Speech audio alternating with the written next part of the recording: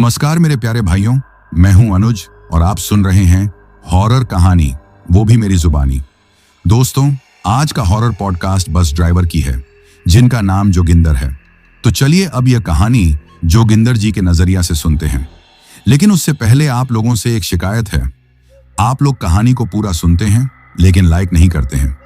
इस बार मैंने आप लोगों से बहुत उम्मीद लगाई है कि आप लोग इस बार वीडियो को लाइक भी करेंगे और चैनल को सब्सक्राइब करके अपना सपोर्ट जरूर दिखाएंगे।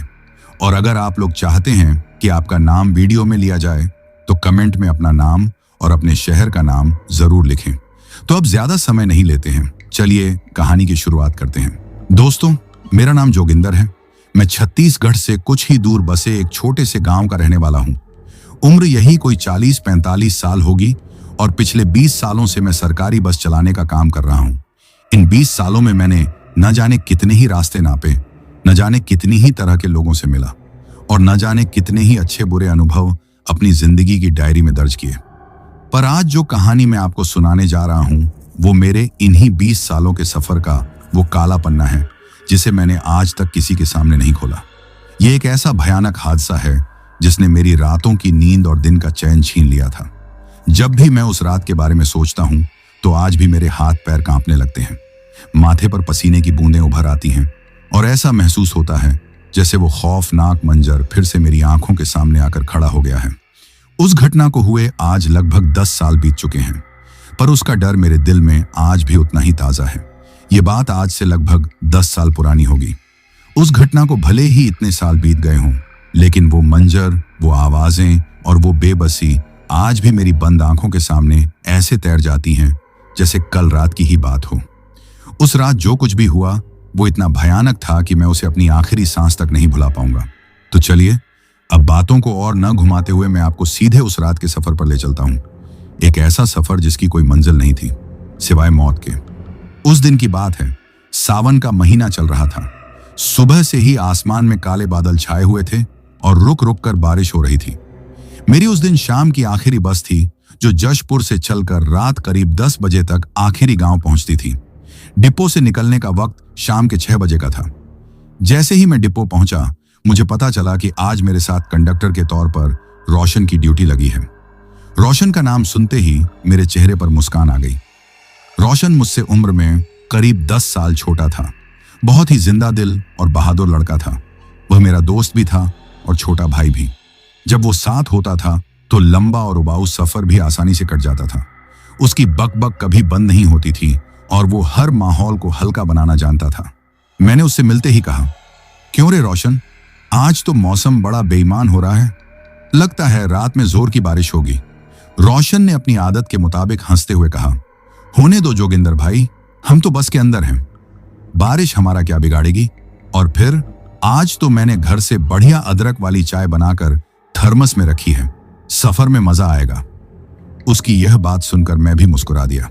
हमें क्या पता था कि आज की रात की बारिश अपने साथ सिर्फ पानी नहीं बल्कि मौत का पैगाम लेकर आने वाली थी। हम अपनी बस लेकर शाम 6 बजे डिपो से निकल पड़े। क्योंकि यह दिन की आखिरी बस थी और मौसम भी खराब था, इसलिए सवारियां बहुत कम थीं। बस की आधी से ज्यादा सीटें खाली पड़ी थीं। हम एक एक करके छोटे छोटे गांवों से सवारियां उठाते हुए और उतारते हुए आगे बढ़ रहे थे। रात के करीब 8 बज चुके थे और हम आमगांव पहुंचने वाले थे। अब तक सब कुछ सामान्य था। रोशन अपनी सीट पर बैठा टिकट काट रहा था और कभी कभी कोई मजेदार किस्सा सुनाकर मुझे हंसा देता था। बस में बैठे हुए जो 10 से 12 लोग थे, वे भी अपनी अपनी बातों में मशगूल थे। जैसे ही हमने आमगांव को पार किया, असली चुनौती अब शुरू होने वाली थी। आगे 9 किलोमीटर की वो बदनाम जंगली घाटी हमारा इंतजार कर रही थी। बस जैसे ही घाटी के शुरुआती मोड़ पर पहुंची, आसमान में जोर से बिजली कड़की और बारिश अचानक बहुत तेज हो गई। पानी की बूंदें नहीं, बल्कि ऐसा लग रहा था जैसे आसमान से कोई बाल्टी भर भर कर पानी फेंक रहा हो। बस के वाइपर अपनी पूरी रफ्तार से चल रहे थे, लेकिन शीशे पर गिरते पानी के बहाव के आगे वे भी बेबस नजर आ रहे थे। सड़क पर कुछ ही फुट आगे देखना मुश्किल हो रहा था। मैंने बस की रफ्तार बिल्कुल धीमी कर दी थी और अपनी आंखें सड़क पर गड़ाए हुए था। एक एक इंच बस को बहुत सावधानी से आगे बढ़ा रहा था। रोशन भी अब चुप हो गया था और तनाव में आगे सड़क की ओर देख रहा था। उसे शायद स्थिति की गंभीरता का एहसास हो गया था। हम घाटी में लगभग 2 से 3 किलोमीटर अंदर आ चुके थे। सड़क पर पानी एक छोटी नदी की तरह बह रहा था और पहाड़ों से मिट्टी और छोटे छोटे पत्थर खिसक कर सड़क पर आ रहे थे। माहौल बेहद डरावना होता जा रहा था। बस में बैठी सवारियां भी अब डर के मारे चुपचाप बैठी थीं। हर किसी के चेहरे पर एक अनजानी दहशत थी। तभी अचानक एक अंधे मोड़ पर जैसे ही मैंने बस को घुमाया, मुझे सामने का नजारा देखकर जोर से ब्रेक लगाने पड़े। बस एक झटके के साथ रुक गई। सामने सड़क से करीब 50 मीटर की दूरी पर एक बहुत बड़ा पुराना पेड़ बारिश और तेज हवा के कारण जड़ से उखड़कर सड़क के बीचों बीच गिरा हुआ था। उसने पूरी सड़क को इस तरह से बंद कर दिया था कि साइकिल निकलने की भी जगह नहीं बची थी। रोशन ने घबराकर पूछा, जोगिंदर भाई, अब क्या होगा? मैंने गहरी सांस लेते हुए कहा, लगता है रात यहीं गुजारनी पड़ेगी। आगे जाने का तो कोई रास्ता ही नहीं है। जिस जगह पर हमारी बस खड़ी थी वो उस घाटी का सबसे संकरा और खतरनाक हिस्सा था। हम बस को पीछे भी नहीं ले सकते थे क्योंकि पीछे का रास्ता भी ढलान और तीखे मोड़ों से भरा था। रात के इस अंधेरे और तूफानी बारिश में बस को रिवर्स करना मौत को दावत देने जैसा था। हमारे पास उस गिरे हुए पेड़ के हटने का इंतजार करने के अलावा और कोई चारा नहीं था। हम एक ऐसी जगह पर फंस चुके थे जहां से न आगे जाने का रास्ता था न पीछे लौटने का। चारों तरफ घना काला जंगल, तूफानी बारिश और उस बदनाम रास्ते का खौफनाक सन्नाटा। हमें नहीं पता था कि उस पेड़ के उस पार सिर्फ रास्ता बंद नहीं हुआ था, बल्कि हमारे लिए मौत का एक जाल बिछाया जा चुका था और हम सब उस जाल में फंस चुके थे। जिस जगह पर हमारी बस खड़ी थी वहां सिर्फ घना अंधेरा, बारिश की आवाज और एक अनजाना खौफ था। सामने गिरे हुए विशाल पेड़ ने हमारा रास्ता रोक रखा था और हमारे पास इंतजार करने के सिवा कोई और चारा नहीं था। बस के अंदर बैठी हुई 10-12 सवारियों के चेहरों पर भी अब हवाइयां उड़ने लगी थीं। जो लोग अब तक आपस में बातें कर रहे थे वे भी अब खामोश हो गए थे। हर किसी की नजर बस के शीशों से बाहर उस काले घने जंगल पर टिकी हुई थी, जैसे उस अंधेरे में कुछ तलाश रही हो। बस में पीछे की सीटों पर बैठे 2-4 नौजवान लड़कों ने हिम्मत करके कहा, ड्राइवर साहब, हम सब मिलकर अगर कोशिश करें तो शायद पेड़ को रास्ते से हटा सकते हैं। मैंने शीशे से उनकी तरफ देखा और कहा, भाई, ये कोई छोटा मोटा पेड़ नहीं है। इसे हिलाना भी हम 10-15 लोगों के बस की बात नहीं है और इस तूफानी बारिश में बस से बाहर निकलना खतरे से खाली नहीं है। पहाड़ी इलाका है, ऊपर से कब कोई पत्थर या मिट्टी का मलबा खिसक कर नीचे आ जाए कुछ कहा नहीं जा सकता। समझदारी इसी में है कि हम सुबह होने का इंतजार करें। मेरी बात सुनकर वे लड़के चुप हो गए। शायद उन्हें भी मेरी बात में सच्चाई नजर आ रही थी। अब बस के अंदर एक अजीब सी खामोशी छा गई थी, जिसे सिर्फ बारिश की रिमझिम और हवा की साएं साएं की डरावनी आवाज ही तोड़ रही थी। वक्त धीरे धीरे सरक रहा था। घड़ी में रात के 9 बज चुके थे। ऐसा लग रहा था जैसे समय भी इस घाटी में आकर थम गया हो। रोशन अपनी कंडक्टर वाली सीट से उठकर मेरे पास केबिन में आ गया।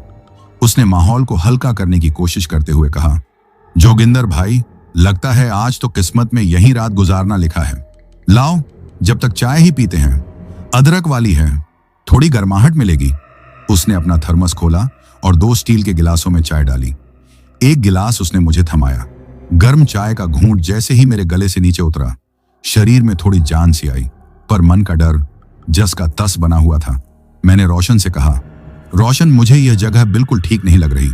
बड़े बुजुर्ग कहते थे कि इस सुनसान घाटी में रात को बुरी आत्माएं घूमती हैं।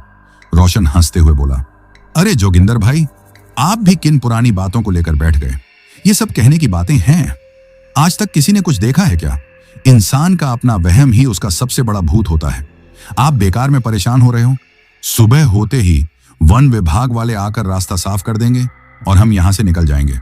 मैं उसकी बातों से पूरी तरह सहमत नहीं था, लेकिन मैंने बहस करना ठीक नहीं समझा। हम दोनों चुपचाप चाय पीते रहे। बस में बैठी सवारियों में से कुछ ने अपनी आंखें बंद कर ली थीं, शायद सोने की कोशिश कर रहे थे, जबकि कुछ अब भी बाहर अंधेरे में ताक रहे थे। रात गहराती जा रही थी।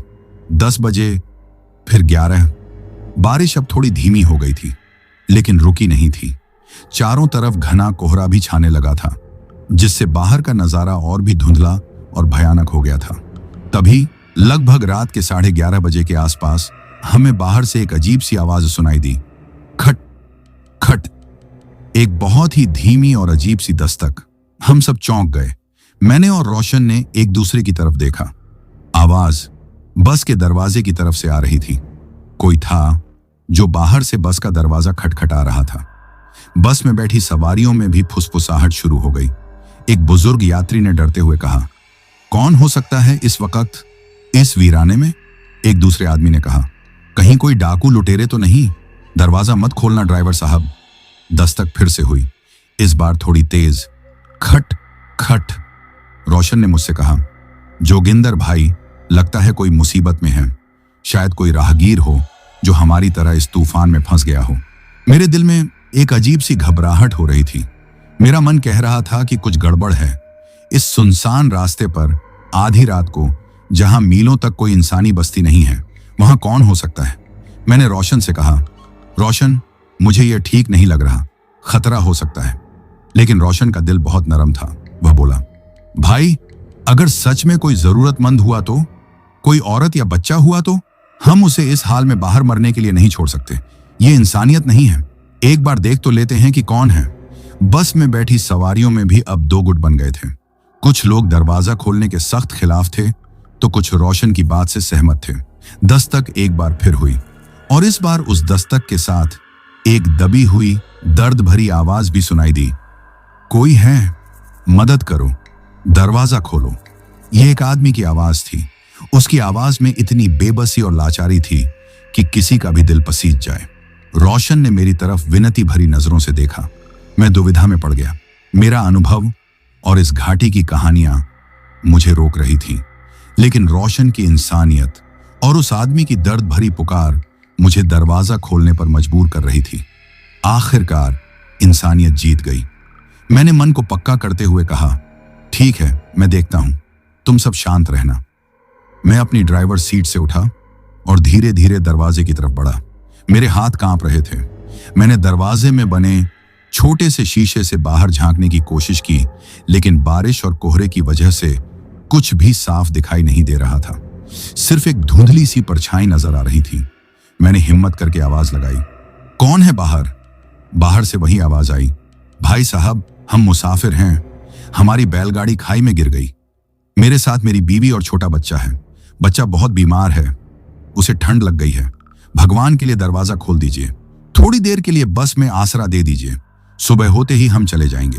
एक बीमार बच्चे का नाम सुनते ही मेरा दिल पिघल गया। रोशन ने भी कहा, देखा भाई, मैंने कहा था ना, कोई मुसीबत का मारा है। अब मेरे पास दरवाजा न खोलने की कोई वजह नहीं बची थी। मैंने गहरी सांस ली और मन में हनुमान जी का नाम लेकर धीरे से दरवाजे की चटकनी खिसकाई।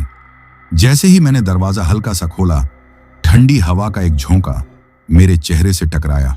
बाहर एक आदमी खड़ा था जिसकी उम्र करीब 40 साल रही होगी। वह सिर से पांव तक बारिश में भीगा हुआ था और बुरी तरह कांप रहा था। उसके कपड़े मैले कुचैले थे और चेहरे पर कई दिनों की थकान और परेशानी साफ झलक रही थी। उसकी गोद में एक कपड़े में लिपटा हुआ छोटा सा बच्चा था जो शायद सो रहा था। उस आदमी के पीछे एक औरत खड़ी थी जिसने सिर पर लंबा सा घूंघट डाल रखा था और अपना चेहरा झुकाए हुए थी। वह भी पूरी तरह भीगी हुई थी। उस आदमी ने हाथ जोड़कर गिड़गिड़ाते हुए कहा, मालिक, आपका बहुत एहसान होगा, बच्चा सुबह से बीमार है। इस बारिश ने तो हमारी जान ही निकाल दी। मैंने दरवाजे को पूरा खोल दिया और किनारे हटते हुए कहा, अंदर आ जाओ। वे आदमी लड़खड़ाते हुए कदमों से बस में चढ़ा। उसके पीछे पीछे वह घूंघट वाली औरत भी चुपचाप बस के अंदर आ गई। उनके बस में आते ही एक अजीब सी सीलन और मिट्टी की मिलीजुली गंध पूरी बस में फैल गई। मैंने दरवाजा बंद कर दिया। रोशन तुरंत अपनी सीट से एक चादर लेकर आया और उस आदमी को देते हुए बोला, भाई, ये बच्चे को उड़ा दो, उसे ठंड लग जाएगी।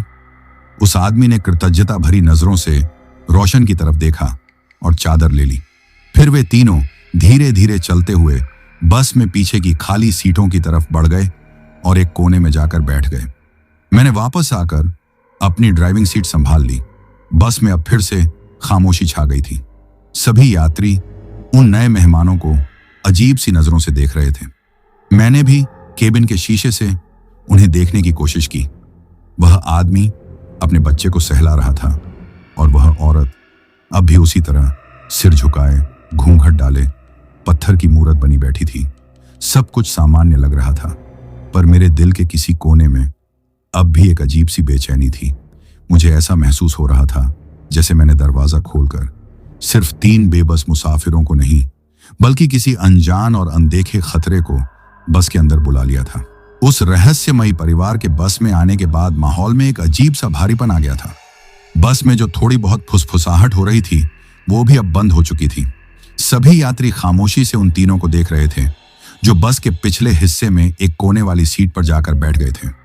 किसी की नजरों में उनके लिए दया थी तो किसी की नजरों में शक, पर मेरा मन तो किसी अनहोनी की आशंका से बैठा जा रहा था।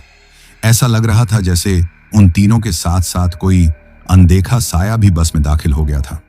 मैंने केबिन में लगे पीछे देखने वाले शीशे, रियर व्यू मिरर से उन पर नजर रखने की कोशिश की। वे तीनों एक साथ सिमट कर बैठे हुए थे। वह आदमी अपनी गोद में रखे बच्चे को एकटक देखे जा रहा था और उसके चेहरे पर कोई भी भाव नहीं था। वह औरत अब भी उसी तरह सिर झुकाए, घूंघट काढ़े एक पत्थर की मूर्ति की तरह बैठी थी। उसके अंदर कोई हरकत नहीं थी, जैसे वो जिंदा ही ना हो। वक्त गुजरता रहा। रात के 12 बज चुके थे। बारिश अब हल्की फुहारों में बदल चुकी थी, लेकिन घना कोहरा अब भी घाटी को अपनी चादर में लपेटे हुए था। घंटे भर से ज्यादा हो चुका था, लेकिन उस परिवार में से किसी ने एक शब्द भी नहीं बोला था। सबसे अजीब बात तो उस बच्चे की थी। वह आदमी कह रहा था कि बच्चा बीमार है, लेकिन इतने समय में उसके रोने, खांसने या किसी भी तरह की कोई आवाज नहीं आई थी। वह कपड़े में लिपटा हुआ बंडल बिल्कुल शांत था, इतना शांत कि शक होने लगे कि उसमें कोई जिंदा भी है या नहीं। मुझे यह सब बहुत अजीब लग रहा था। मेरी बेचैनी बढ़ती जा रही थी। मैंने रोशन की तरफ देखा। वह भी तनाव में था और बार बार उन लोगों की तरफ देख रहा था। शायद उसके मन में भी वही सवाल उठ रहे थे जो मेरे मन में थे। आखिरकार रोशन से रहा नहीं गया। वह अपनी इंसानियत और फिक्रमंद स्वभाव के कारण अपनी सीट से उठा और उन लोगों की तरफ चल पड़ा। शायद वह बच्चे का हालचाल पूछना चाहता था। मैं उसे शीशे से देख रहा था। रोशन उनके पास जाकर खड़ा हो गया और उस आदमी से बहुत ही धीमी आवाज में बोला, भाई साहब, बच्चा ठीक तो है। अगर ज्यादा बीमार है तो मेरे पास कुछ दवाइयां हैं, शायद काम आ जाएं। उस आदमी ने धीरे से अपना चेहरा उठाया और रोशन की तरफ खाली नजरों से देखा। उसकी आंखों में न कोई शुक्रिया का भाव था, न कोई दर्द। वे आंखें बिल्कुल वीरान थीं। उसने कुछ सेकंड तक रोशन को घूरने के बाद बिना कुछ कहे बस अपना सिर न में हिला दिया। रोशन थोड़ा झिझका, फिर उसने उस औरत की तरफ देखकर कहा, बहन जी, आप लोग चिंता मत करिए, सुबह होते ही रास्ता खुल जाएगा। वह औरत तब भी कुछ नहीं बोली, बस मूर्ति की तरह बैठी रही। रोशन निराश होकर जैसे ही वापस मुड़ने लगा, तभी बस के एक टूटे हुए शीशे से हवा का एक तेज झोंका अंदर आया। उस झोंके से उस औरत के सिर पर रखा घूंघट एक पल के लिए हल्का सा सरक गया और उसी एक पल में रोशन को उसके चेहरे की एक झलक दिख गई। अगले ही पल रोशन के चेहरे का रंग उड़ गया। वह हकलाता हुआ, लड़खड़ाते कदमों से लगभग भागता हुआ वापस केबिन की तरफ आया और अपनी सीट पर धम से बैठ गया।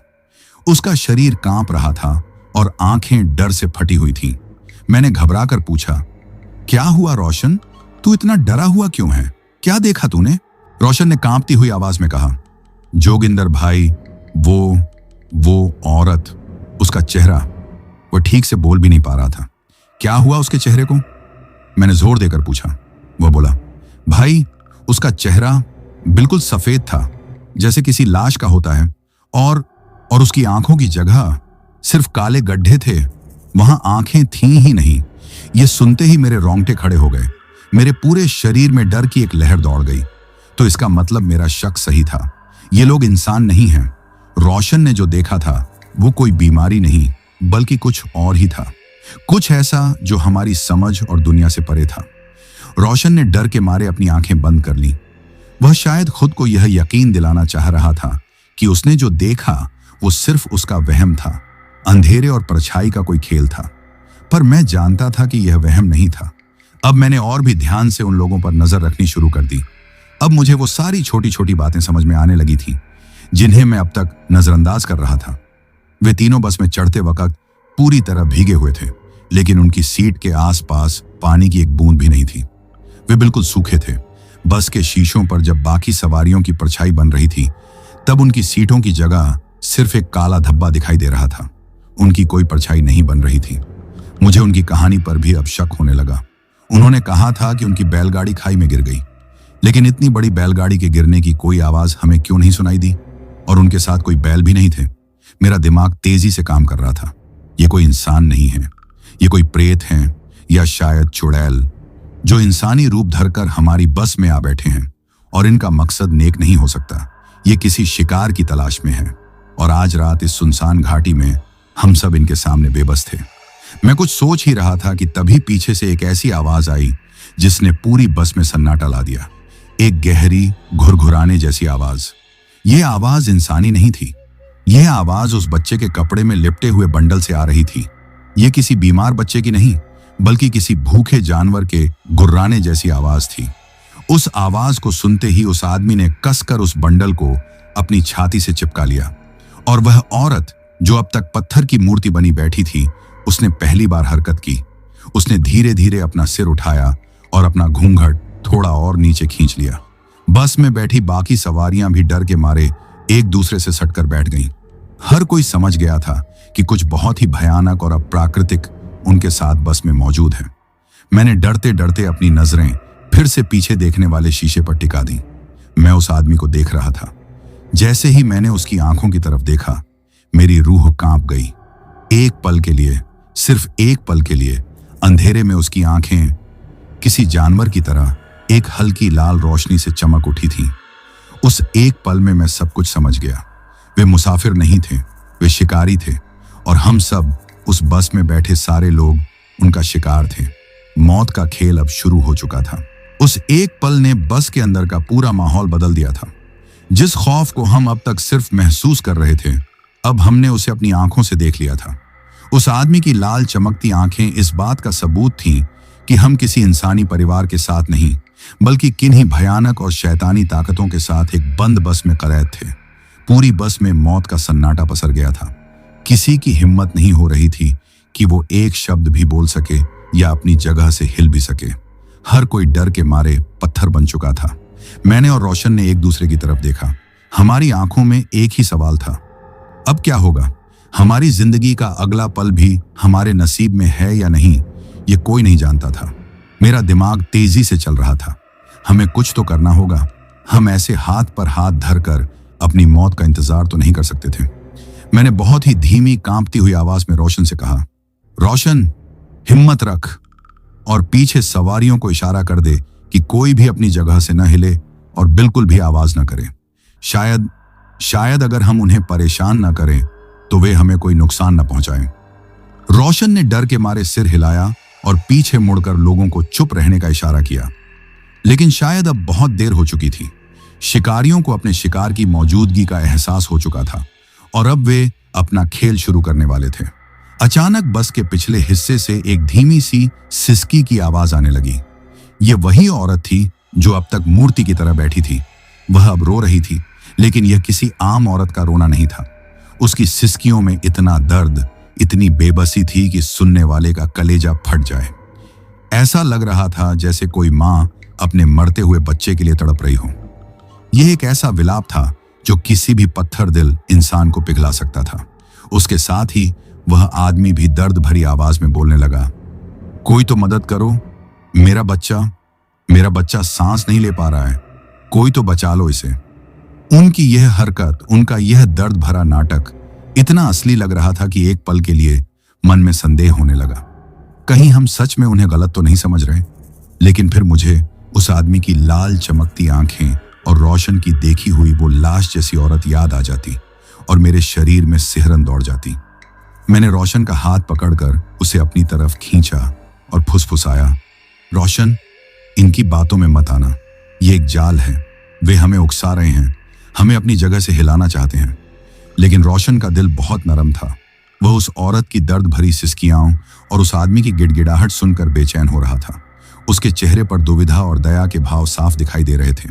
वह मुझसे बोला, जोगिंदर भाई, पर अगर हम सच में गलत हुए तो, अगर वो बच्चा सच में मर रहा हो तो हम उसे ऐसे कैसे छोड़ सकते हैं? रोशन, होश में आ, मैंने लगभग डांटते हुए कहा। तूने खुद उसकी मां का चेहरा देखा था, ये सब धोखा है।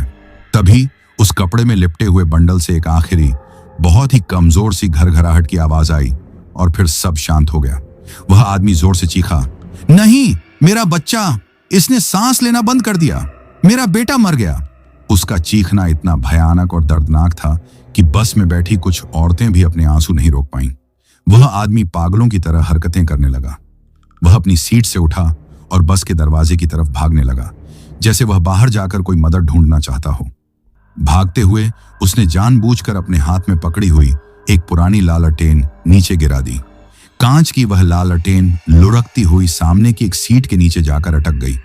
वह आदमी दरवाजे पर पहुंचकर उसे खोलने की कोशिश करने लगा और रोते हुए बोला, अंधेरा, कितना अंधेरा है, मेरी लालटेन, बिना रोशनी के मैं अपने बच्चे को कहां लेकर जाऊंगा। कोई मेरी लालटेन उठाकर दे दो, भगवान तुम्हारा भला करेगा। यह एक बहुत ही चालाकी से बिछाया गया जाल था, एक ऐसी विनती जिसे कोई भी इंसान आसानी से पूरी कर सकता था। और रोशन उस जाल में फंस गया। उसका दिल उस झूठे बाप के दुख और अपनी इंसानियत के बोझ तले दब गया। उसने शायद सोचा कि सिर्फ एक लालटेन उठाकर देने में क्या खतरा हो सकता है। उसने मेरी तरफ देखे बिना कहा, जोगिंदर भाई, मैं बस उसे लालटेन देकर आता हूं। नहीं रोशन, मत जा, मैं चीखा। मैंने उसका हाथ पकड़ने की कोशिश की, लेकिन तब तक वह केबिन से बाहर निकल चुका था। वह तेजी से उस सीट की तरफ बढ़ा जिसके नीचे लालटेन पड़ी थी। वह उन शैतानों की तरफ पीठ करके नीचे झुका ताकि लालटेन उठा सके, और बस इसी एक पल का उन्हें इंतजार था। जैसे ही रोशन नीचे झुका, वह औरत जो अब तक रोने का नाटक कर रही थी, एक भूखी शेरनी की तरह अपनी जगह से उछली। उसकी गति इतनी तेज थी कि कोई सोच भी नहीं सकता। अगले ही पल वह रोशन के पीछे खड़ी थी। इससे पहले कि रोशन कुछ समझ पाता या मैं कुछ कर पाता, उस औरत ने अपना एक हाथ बिजली की तेजी से रोशन के मुंह पर रख दिया और दूसरा हाथ उसकी गर्दन पर। वह आदमी भी दरवाजे से पलट कर आया और रोशन के दोनों हाथ अपनी फौलादी पकड़ में जकड़ लिए। यह सब सिर्फ 2 या 3 सेकंड में हुआ। बस में बैठी सवारियों की चीखें उनके गले में ही अटक कर रह गईं। वे दोनों शैतान रोशन को घसीटते हुए बस के दरवाजे की तरफ ले गए। रोशन ने छूटने की बहुत कोशिश की। उसके पैर हवा में छटपटा रहे थे, लेकिन उनकी पकड़ इतनी मजबूत थी कि वह कुछ न कर सका। उस आदमी ने एक झटके से बस का दरवाजा खोला और रोशन को बाहर अंधेरे में खींच लिया। दरवाजा धड़ाम की आवाज के साथ बंद हो गया। रोशन जा चुका था। एक पल के लिए बस में मौत से भी गहरा सन्नाटा छा गया। हम सब अपनी अपनी सीटों पर जम गए थे, जैसे हमारे शरीर में खून की जगह बर्फ जम गई हो। और फिर उस सन्नाटे को चीरती हुई बाहर से रोशन की एक दिल दहला देने वाली चीख गूंजी। एक ऐसी चीख जिसमें बेबसी, दर्द और मौत का खौफ शामिल था। और फिर वह चीख अचानक बीच में ही कट गई, जैसे किसी ने उसकी आवाज को हमेशा के लिए खामोश कर दिया हो। रोशन की आखिरी कटी हुई चीख ने बस के अंदर बैठे हम सब लोगों के जिस्म से जान निकाल दी थी। वह चीख अब भी मेरे कानों में गूंज रही थी। मेरा सबसे अच्छा दोस्त, मेरा छोटा भाई, जिसे मैंने अपनी आंखों के सामने उन दरिंदों के हाथों में जाते हुए देखा था, अब इस दुनिया में नहीं था। मैं अपनी सीट पर पत्थर की तरह जम गया था। आंखें बस के उस दरवाजे पर टिकी थीं जिसके उस पार मौत का नंगा नाच हो रहा था। मेरा दिल अपराध बोध से फटा जा रहा था। काश मैंने उसे रोका होता, काश मैंने दरवाजा खोला ही ना होता। ये सारे सवाल मेरे दिमाग में हथौड़े की तरह बज रहे थे। बस के अंदर का माहौल किसी कब्रिस्तान से भी ज्यादा भयानक हो चुका था। कुछ औरतें अपनी साड़ी के पल्लू में मुंह छिपाकर सिसकियां ले रही थीं। कुछ बुजुर्ग यात्री आंखें बंद किए हुए शायद कोई मंत्र या दुआ पढ़ रहे थे, और बाकी लोग बस मेरी तरह ही जिंदा लाश बने बैठे थे, जिनका दिमाग सुन्न हो चुका था और शरीर डर के मारे अकड़ गया था। बाहर अब पूरी तरह खामोशी थी। रोशन की चीख के बाद कोई आवाज नहीं आई थी। यह खामोशी किसी भी शोर से ज्यादा डरावनी थी, लेकिन यह खामोशी ज्यादा देर तक नहीं रही। कुछ ही पलों के बाद बाहर से कुछ अजीब और घिनौनी आवाजें आने लगीं। छर्र छर्रा, खच्च खच्चा। ये ऐसी आवाजें थीं जैसे कोई गीली चीज को फाड़ रहा हो, जैसे कोई जानवर किसी शिकार के शरीर से मांस को नोच रहा हो, और बीच बीच में हड्डियों के टूटने की कड़कड़ की दिल दहला देने वाली आवाजें। हम सब समझ गए थे कि बाहर क्या हो रहा है। वे शैतान, वे दरिंदे मेरे दोस्त रोशन के शरीर के साथ क्या कर रहे थे, ये सोचने भर से मेरी आत्मा कांप रही थी। उन आवाजों ने हमारे दिमाग में एक ऐसी घिनौनी तस्वीर बना दी थी जिसे शायद हम मरते दम तक नहीं भुला पाएंगे। बस में बैठे कुछ नौजवान लड़कों का खून खौल उठा। उनमें से एक गुस्से और बेबसी में चिल्लाया, हम ऐसे बैठे नहीं रह सकते, हमें कुछ करना होगा। हम इतने सारे लोग हैं और वो सिर्फ 3 हैं। एक बुजुर्ग आदमी ने कांपती आवाज में उसे टोका, चुप हो जा लड़के, वो इंसान नहीं है। बाहर गया तो तू भी मारा जाएगा। अपनी जान बचानी है तो चुपचाप बैठे रहो और भगवान से प्रार्थना करो। मैंने अपनी जगह से खड़े होकर लगभग चीखते हुए कहा, चुप, सब चुप हो जाओ, कोई भी अपनी जगह से नहीं हिलेगा। अगर किसी ने भी दरवाजा खोलने की या बाहर जाने की कोशिश की तो वो अपनी मौत का खुद जिम्मेदार होगा। तुम जिनसे लड़ने की बात कर रहे हो वे इंसान नहीं हैं, हम उनका मुकाबला नहीं कर सकते। मेरी आवाज में शायद इतना डर और यकीन था कि सब लोग शांत हो गए, पर एक लड़का जिसकी उम्र यही कोई 20-22 साल रही होगी शायद खुद को रोक नहीं पाया। उसकी आंखों में गुस्सा और कुछ कर गुजरने की बेचैनी थी। वह चुपके से अपनी सीट से खिसका और बस के पिछले हिस्से की तरफ बढ़ने लगा, जहां एक छोटी खिड़की से बाहर का नजारा थोड़ा साफ दिख सकता था। मैंने उसे रोकने की कोशिश की, अरे लड़के रुक जा, मत देख, लेकिन उसने मेरी एक न सुनी। वह उस खिड़की के पास पहुंचा और कांपते हुए हाथों से शीशे पर जमी भाप को साफ करके बाहर झांकने लगा। अगले ही पल उसके मुंह से एक दबी हुई चीख निकली, नहीं। वह बुरी तरह कांपता हुआ खिड़की से पीछे हटा। उसका चेहरा चाक की तरह सफेद पड़ चुका था। उसकी आंखें खौफ से बाहर निकली पड़ रही थीं। वह कुछ बोल नहीं पा रहा था, बस उंगली से बाहर की तरफ इशारा करके हकला रहा था। अब सबकी नजरें मुझ पर थीं। बस का ड्राइवर होने के नाते यह जानना मेरा फर्ज था कि बाहर असल में क्या हो रहा है। मुझे अपने दोस्त रोशन के लिए यह करना ही था। मुझे सच का सामना करना ही था, चाहे वो कितना भी भयानक क्यों ना हो। मैंने अपनी जिंदगी की सारी हिम्मत जुटाई। एक एक कदम बढ़ाता हुआ मैं उस खिड़की तक पहुंचा। मेरा दिल इतनी जोर से धड़क रहा था कि मुझे डर था कहीं वह फट ही न जाए। मैंने खिड़की के पास बैठकर धीरे से शीशे के एक छोटे से हिस्से को साफ किया और अपनी एक आंख सटाकर बाहर अंधेरे में देखा। बाहर का जो मंजर मैंने देखा उसे बयां करने के लिए मेरे पास शब्द नहीं है। वह किसी नरक के दृश्य से भी ज्यादा भयानक था। बारिश अब रुक चुकी थी। रोशन की गिराई हुई लालटेन की पीली कांपती हुई रोशनी में सड़क के किनारे वे तीनों खड़े थे, और वे अब इंसानी रूप में नहीं थे। उनका असली घिनौना और शैतानी रूप मेरे सामने था। वह औरत, उसका घूंघट अब नहीं था। उसका चेहरा बिल्कुल सफेद था। आंखों की जगह 2 गहरे काले गड्ढे थे और उसका जबड़ा किसी सांप की तरह इतना खुल सकता था जिसकी कोई कल्पना भी नहीं कर सकता। वह आदमी दुबला पतला और किसी शिकारी जानवर की तरह लग रहा था, और वो बच्चा, वो कोई बच्चा नहीं था। कपड़ों के बंडल से बाहर निकला हुआ वो एक छोटा बौना सा अजीब जीव था जिसके दांत सुइयों की तरह नुकीले थे।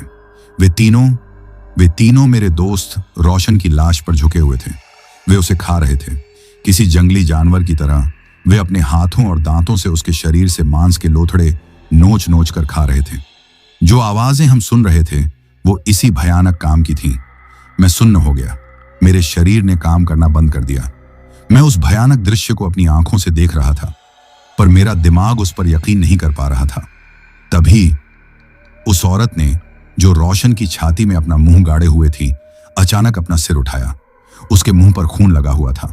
उसने अपना सिर घुमाया और उसकी नजरें, उसके वो काले बिना आंखों वाले गड्ढे सीधे मेरी तरफ घूम गए। एक पल के लिए हमारी नजरें मिली। उसके होंठ, जिन पर खून लगा था, धीरे धीरे एक मुस्कान में फैल गए। एक ऐसी शैतानी, घिनौनी मुस्कान जिसमें जीत और चुनौती का भाव था। जैसे वो कह रही हो, मैंने तुम्हें देख लिया है, अगला नंबर तुम्हारा है। उसकी मुस्कान देखते ही मेरे दिल ने धड़कना बंद कर दिया। मैं एक झटके में खिड़की से पीछे हटा और फर्श पर गिर पड़ा। मेरी सांसें रुक गई थीं। मौत। मैंने मौत को इतनी करीब से, इतनी भयानक मुस्कान के साथ पहले कभी नहीं देखा था। उस शैतानी औरत की घिनौनी मुस्कान देखकर मैं जिस तरह फर्श पर गिरा था, मुझे होश ही नहीं रहा कि मैं कहां हूं। मेरे कानों में बस एक ही बात गूंज रही थी, अगला नंबर तुम्हारा है। मेरा पूरा शरीर बेजान हो चुका था और मेरी सांसें जैसे गले में ही अटक गई थीं। बस में बैठे बाकी यात्रियों ने जब मेरी यह हालत देखी तो वे समझ गए कि मैंने बाहर कुछ बहुत ही भयानक देख लिया है। जो लोग अब तक लड़ने मरने की बातें कर रहे थे, उनकी सारी बहादुरी अब हवा हो चुकी थी। अब बस में सिर्फ एक ही चीज बाकी थी, खौफ और सिर्फ खौफ। बाहर जो घिनौनी आवाजें आ रही थीं, वे अब बंद हो गईं। एक पल के लिए ऐसा लगा जैसे सब कुछ शांत हो गया हो, लेकिन यह तूफान के आने से पहले की शांति थी। तभी बस के दरवाजे पर एक धीमी सी खरोंचने की आवाज आने लगी। ऐसी आवाज जैसे कोई अपने लंबे नुकीले नाखूनों को बस की लोहे की चादर पर रगड़ रहा हो। यह आवाज धीमी थी, पर इसने हमारे दिलों की धड़कनों को रोक दिया था। यह एक संदेश था, एक चेतावनी कि अब वे हमारे लिए आ रहे हैं। खरोंचने की वह आवाज धीरे धीरे तेज होने लगी और फिर अचानक वह एक जोरदार धमाके में बदल गई। कोई बाहर से बस के दरवाजे पर अपनी पूरी ताकत से वार कर रहा था। हर धमाके के साथ पूरी बस हिल जाती थी। बस में बैठी सवारियां चीखने लगीं और अपनी अपनी सीटों से उठकर बस के बीच में एक दूसरे से चिपक कर खड़ी हो गईं। वे सब दरवाजों और खिड़कियों से दूर रहना चाहते थे। कुछ ही पलों में सिर्फ दरवाजे से ही नहीं, बल्कि अलग अलग खिड़कियों से भी पीटने और खरोंचने की आवाजें आने लगीं। उन्होंने हमें चारों तरफ से घेर लिया था। इस जानलेवा हमले ने मुझे अचानक सदमे से बाहर निकाल दिया। मेरे दिमाग में बिजली सी कौंधी। हम ऐसे हाथ पर हाथ धरकर बैठे रहे तो कुछ ही देर में वे दरवाजा या खिड़की तोड़कर अंदर आ जाएंगे और हम सबको रोशन की तरह ही नोच नोच कर खा जाएंगे। मुझे कुछ करना था। मुझे इस बस को यहां से निकालना था। आगे जाने का रास्ता तो बंद था, सिर्फ एक ही रास्ता था, पीछे का। इस संकरी, घुमावदार और ढलान वाली सड़क पर इस घने अंधेरे और कोहरे में बस को रिवर्स करना आत्महत्या करने जैसा था। एक छोटी सी गलती और बस हजारों फुट गहरी खाई में होगी, लेकिन यहां रुके रहने का मतलब थी यकीनी मौत। मैंने मौत के कुएं से निकलने का यह जुआ खेलने का फैसला किया। 1% उम्मीद पूरी नाउम्मीदी से बेहतर थी। मैं अपनी पूरी ताकत से उठा और पागलों की तरह चीखा, सब लोग अपनी अपनी सीट पकड़कर बैठ जाओ, कस कर पकड़ना, मैं बस को पीछे ले जा रहा हूं। मेरी बात सुनकर लोगों में एक नई उम्मीद जगी। वे सब जल्दी जल्दी अपनी सीटों पर बैठ गए और उसे कसकर पकड़ लिया। मैं लड़खड़ाते हुए कदमों से ड्राइवर सीट की तरफ भागा। मेरे हाथ इतनी बुरी तरह कांप रहे थे कि मैं स्टीयरिंग व्हील को ठीक से पकड़ भी नहीं पा रहा था। मैंने ईंधन बचाने के लिए बस का इंजन बंद कर दिया था। अब उसे स्टार्ट करना था। मैंने कांपते हुए हाथों से चाबी घुमाई। इंजन ने आवाज की, पर स्टार्ट नहीं हुआ। बाहर उन शैतानों ने जैसे ही इंजन की आवाज सुनी, वे और भी गुस्से में आ गए। उनका बस को पीटना और भी तेज हो गया। मैंने फिर कोशिश की। इस बार भी इंजन स्टार्ट नहीं हुआ। मेरी सांसें रुकने लगी थी। बाहर वे किसी जानवर की तरह गुर्रा रहे थे। मैंने आंखें बंद करके हनुमान जी का नाम लिया और आखिरी बार चाबी घुमाई। इस बार इंजन स्टार्ट हो गया। उसकी गरजती हुई आवाज ने उन दरिंदों की आवाज को दबा दिया। मैंने बिना एक पल गंवाए बस को रिवर्स गियर में डाला और एक्सीलेटर पर अपना पूरा वजन डाल दिया। बस एक जोरदार झटके के साथ पीछे की तरफ भागी। बाहर वे शैतान गुस्से से पागल हो गए। वे दौड़ते हुए बस के साथ साथ चलने लगे और उस पर हमला करते रहे। तभी उनमें से एक ने पास पड़े एक बड़े से पत्थर को उठाकर एक खिड़की पर दे मारा। खचाक! शीशा टूटकर अंदर बिखर गया। पास बैठी एक औरत की चीख निकल गई। टूटी हुई खिड़की से एक लंबा, सूखा और नाखून वाला हाथ अंदर आया और हवा में किसी को पकड़ने की कोशिश करने लगा। लोग डर के मारे उस खिड़की से दूर भागने लगे। मैं पूरी तरह से स्टीयरिंग व्हील से जूझ रहा था। साइड मिरर पर जमी भाप और कोहरे की वजह से पीछे का रास्ता ठीक से दिखाई नहीं दे रहा था। बस एक तरफ पहाड़ से टकराकर रगड़ खा रही थी, जिससे चिंगारियां निकल रही थीं, और दूसरी तरफ मौत की गहरी खाई थी। हमें किसी तरह 3-4 किलोमीटर का यह खतरनाक रास्ता पार करना था। हर एक मोड़ पर हमारी जान दांव पर लगी हुई थी। हम लगभग घाटी के उस सबसे खतरनाक हिस्से से बाहर निकलने ही वाले थे। मुझे शीशे में देखा कि आगे सड़क थोड़ी चौड़ी हो रही है। तभी बस के अंदर बैठे लोगों की चीखें और तेज हो गईं। मुझे छत पर धम धम की आवाज सुनाई दी। उनमें से एक शैतान बस की छत पर चढ़ गया था। वह छत पर चलता हुआ बस के अगले हिस्से की तरफ आया और फिर उसका वो भयानक, बिना आंखों वाला चेहरा उल्टा होकर मेरे सामने वाले शीशे पर आ गया। वह अपने नाखूनों और सिर से शीशे पर जोर जोर से मारने लगा। खट खट! मैं खौफ से जम गया। मौत मेरे इतने करीब थी, सिर्फ एक शीशे के फासले पर। लेकिन तभी मेरे दिमाग में एक आखिरी तरकीब आई। डर और एड्रेनलिन के नशे में मैंने वो किया जो मुझे उस वक्त सही लगा। मैंने पूरी ताकत से बस के ब्रेक दबाए। बस चीख की आवाज के साथ एक झटके में रुकी। फिर मैंने ब्रेक से पैर हटाकर पूरी ताकत से एक्सीलेटर को फिर से दबा दिया। इस अचानक और जोरदार झटके से वह शैतान जो शीशे पर लटका हुआ था, अपना संतुलन खो बैठा। उसकी पकड़ छूट गई और वह छत से नीचे गिर गया। हमें बाहर से उसके गिरने और एक अमानवीय चीख की आवाज सुनाई दी, जो धीरे धीरे खाई की गहराइयों में जाकर शांत हो गई। एक तो गया था, लेकिन 2 अब भी बाहर थे। मैंने राहत की सांस ली बिना अपनी कांपती हुई बस को पीछे की तरफ भगाना जारी रखा, ये जाने बिना कि बाकी के 2 दरिंदे अब भी हमारा पीछा कर रहे थे या नहीं। एक शैतान के खाई में गिरने के बाद बाहर से आने वाली आवाजें बंद हो गई थीं। अब कोई बस को पीट नहीं रहा था, कोई उसे खरोंच नहीं रहा था। लेकिन मुझे पता था कि खतरा अभी टला नहीं था। 2 दरिंदे अब भी बाहर थे, शायद अंधेरे में कहीं छिपकर हमारा पीछा कर रहे थे। मैं बस को रोके बिना उसी तरह रिवर्स गियर में भगाता रहा। मेरी नजरें शीशों पर जमी हुई थीं और मेरे कान किसी भी अनहोनी की आहट सुनने के लिए तैयार थे। बस में बैठे यात्री अब भी डर के मारे चुप थे। हर किसी को अपनी सांस की आवाज भी शोर लग रही थी। लगभग 10 मिनट की उस जानलेवा रिवर्स ड्राइविंग के बाद मुझे एहसास हुआ कि हम घाटी के सबसे खतरनाक और संकरे हिस्से से बाहर आ चुके हैं। सड़क अब थोड़ी चौड़ी थी और जंगल भी हल्का हो गया था। मैंने एक आखिरी बार शीशे में पीछे झांका। दूर दूर तक कोई दिखाई नहीं दे रहा था। मैंने बस को तब तक नहीं रोका जब तक हम उस घाटी को पूरी तरह से पीछे छोड़कर आमगाम की सीमा के पास एक खुली जगह पर नहीं पहुंच गए। यहां पहुंचकर मैंने एक झटके से बस रोकी और कांपते हुए हाथों से इंजन बंद कर दिया। इंजन के बंद होते ही एक बार फिर वही मौत का सन्नाटा छा गया। कोई कुछ नहीं बोला, कोई अपनी जगह से नहीं हिला। हम सब उस खौफनाक रात के सदमे से बाहर नहीं आ पाए थे। हम घाटी से तो बच निकले थे, पर हमारा डर हमारे साथ ही बस में बैठा हुआ था। किसी की हिम्मत नहीं हो रही थी कि बस से नीचे उतरकर देखें। हम सब चुपचाप अपनी जगह पर बैठे हुए सुबह की पहली किरण का इंतजार करने लगे। वो रात काटना पहाड़ काटने जैसा था। हर पल ऐसा लग रहा था जैसे वे दरिंदे फिर से आ जाएंगे। जोगिंदर के तौर पर मेरे ऊपर उस रात जो बीती, उसे मैं शब्दों में बयां नहीं कर सकता।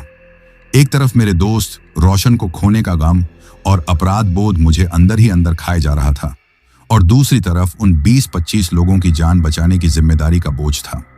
धीरे धीरे आसमान का रंग बदलना शुरू हुआ। काले रंग की जगह अब एक हल्की सी भूरी रोशनी ने ले ली थी। सुबह हो रही थी। सूरज की पहली किरण ने जैसे ही धरती को छुआ, हमें ऐसा लगा जैसे हमें एक नई जिंदगी मिल गई हो।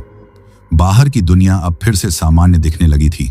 पेड़ पौधे, पहाड़, सब कुछ वैसा ही था। रात का वो भयानक मंजर अब एक बुरे सपने जैसा लग रहा था, एक ऐसा सपना जो हकीकत था। बस में बैठे लोग अब धीरे धीरे हरकत में आए। वे एक दूसरे के थके हुए, डरे हुए और पीले पड़े चेहरों को देख रहे थे। तभी सच्चाई ने हमारे सामने एक और बड़ा सवाल खड़ा कर दिया। रोशन की मौत हो चुकी थी, लेकिन हम पुलिस को, अधिकारियों को क्या जवाब देंगे? कौन हमारी इस कहानी पर यकीन करेगा कि इंसानी शक्ल में कुछ शैतान बस में आए और हमारे कंडक्टर को मारकर खा गए? लोग हमें पागल समझेंगे, या इससे भी बुरा, वे हम सब पर ही रोशन की हत्या का शक करेंगे। और मैं, जो बस का ड्राइवर और रोशन का दोस्त था, सबसे पहला और मुख्य संदिग्ध बनूंगा। तभी बस में बैठे एक बुजुर्ग आदमी, जिन्होंने हमें पहले भी चुप रहने की सलाह दी थी, अपनी सीट से उठे। उन्होंने धीमी और गंभीर आवाज में कहा, देखो भाइयों, सच कोई नहीं मानेगा।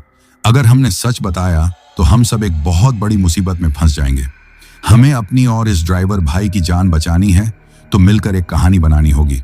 उनकी बात में दम था। हम सब जानते थे कि दुनिया हमारी हकीकत को कभी स्वीकार नहीं करेगी। वहीं बस के अंदर बैठे बैठे हम सब ने मिलकर एक कहानी बनाई। हमने तय किया कि हम सब यही कहेंगे कि जब भारी बारिश के कारण पेड़ गिरने से बस रास्ते में फंस गई, तो कंडक्टर रोशन यह देखने के लिए नीचे उतरा था कि पेड़ को हटाने का कोई उपाय है या नहीं। लेकिन अंधेरे और तेज बारिश के कारण सड़क के किनारे की मिट्टी पर उसका पैर फिसल गया और वह संतुलन खोकर सीधी गहरी खाई में जा गिरा। रात और मौसम इतना खराब था कि हम उसे बचाने या खोजने के लिए कुछ नहीं कर सके। यह एक दुखद लेकिन भरोसेमंद कहानी थी। बस में बैठे हर एक यात्री ने, उस रात के खौफ के साथियों ने कसम खाई कि वे अंत तक इसी कहानी पर टिके रहेंगे। सुबह जब सड़क पर दूसरी गाड़ियों की आवाजाही शुरू हुई और लोगों ने हमें फंसा हुआ देखा, तो उन्होंने पुलिस और वन विभाग को खबर दी। कुछ घंटों में मदद हम तक पहुंच गई। पुलिस के पूछने पर मैंने और बस के हर एक यात्री ने वही कहानी सुनाई जो हमने मिलकर बनाई थी। रोशन की मौत को एक दर्दनाक हादसा मान लिया गया। पुलिस ने खाई में उसकी लाश को खोजने की बहुत कोशिश की, लेकिन उन्हें उसके फटे हुए कपड़ों के कुछ टुकड़ों के सिवा और कुछ नहीं मिला। उस हादसे के बाद मैं कभी उस गम और अपराध बोध से बाहर नहीं आ पाया। मैंने अधिकारियों से विनती करके अपना रूट बदलवा लिया। मैंने कसम खा ली थी कि मैं अब कभी उस बदनाम रास्ते पर बस नहीं चलाऊंगा। तो दोस्तों, ये थी मेरी वो कहानी, वो खौफनाक सच जिसे मैंने 10 सालों तक अपने सीने में दफन कर रखा था। आज ये कहानी आप लोगों को सुनाने का मेरा बस एक ही मकसद है, आप लोगों को चेतावनी देना कि आप लोग किसी भी ऐसी सुनसान घाटी से कभी भी रात के वक्त गुजरने की गलती मत करना। दिन के उजाले में भी वहां सावधानी से जाना।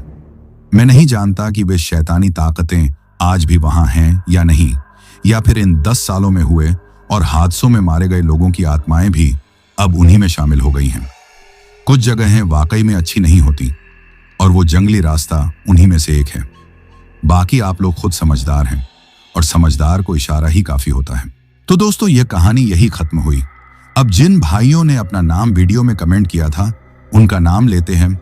रविंदर भाई जमशेदपुर से, योगेश भाई सूरत गुजरात से, संजय नारायण भाई फिजी आइलैंड से, तोशन भाई छत्तीसगढ़ से, देव भाई हिमाचल प्रदेश से, किंगदीप सुब्बा भाई दार्जिलिंग से, परशुराम भाई पंजाब से, शमीम अहमद भाई सऊदी अरब से, इमरान अहमद भाई प्रतापगढ़ मानिकपुर से, पूनम जी जमशेदपुर झारखंड से, साधु सिंह भाई वाराणसी से, संजीव सचदेवा, सचिन भाई रोहतास बिहार से, कृष सचदेवा, मोक्ष सचदेवा भाई कोटकपुरा पंजाब से, नरेंद्र भाई गौरीपुर उत्तर प्रदेश से, सुशांत भाई काठमांडू नेपाल से, सपना देपा जी हल्द्वानी से, सुनील दास भाई रांची झारखंड से, पंकज कुमार भाई पटियाला पंजाब से, विनोद भाई चेन्नई से, राकेश भाई झारखंड से, निमिषा जी मुंबई से, गोविंदा जाटव भाई दिल्ली से, ललिता कावरे जी खामगांव महाराष्ट्र से, विजय कावरे भाई खामगांव महाराष्ट्र से, राहुल सिंह तंवर भाई भिवानी से, राजीव कुमार नायक भाई रायरंगापुर ओडिशा से, बाबू मंडल भाई राउरकेला से, चंद्रशेखर भाई नागपुर से, धनेश्वर शिंदे भाई पुणे महाराष्ट्र से, प्रेम भाई सिक्किम से, राजीव शर्मा भाई मध्य प्रदेश रेवा से, आस्तिक पटेल भाई इंदौर मध्य प्रदेश से, योगेश भाई हिमाचल प्रदेश शिमला से, नरपत राव भाई राजस्थान से, किशन सिंह भाई गोरखपुर से, अनिल चौहान भाई सिवान बिहार से, गौतम भाई औरैया उत्तर प्रदेश से, अतिश मेश्राम भाई नागपुर महाराष्ट्र से, राहुल भाई चंडीगढ़ से, अशफाक भाई नयापुरा से, ड्राकेट भाई ओडिशा से, ताजवली खान और मुस्तफा खान भाई यूनाइटेड किंगडम से, देवा भाई वानखेड़े यतोमाल से, कुंती दास जी झारखंड से, रविंद्र भाई आगरा से, मजीद भाई मालदीव से, राशिद खान भाई फैजाबाद से, शिवा केवट भाई राजस्थान से, राहुल भाई ओडिशा से, सानिया जी इंडिया से, सलीम पीर मोहम्मद भाई राजस्थान से, दीप सैनी भाई खरार पंजाब से, लोकेश भाई अलीगढ़ उत्तर प्रदेश से,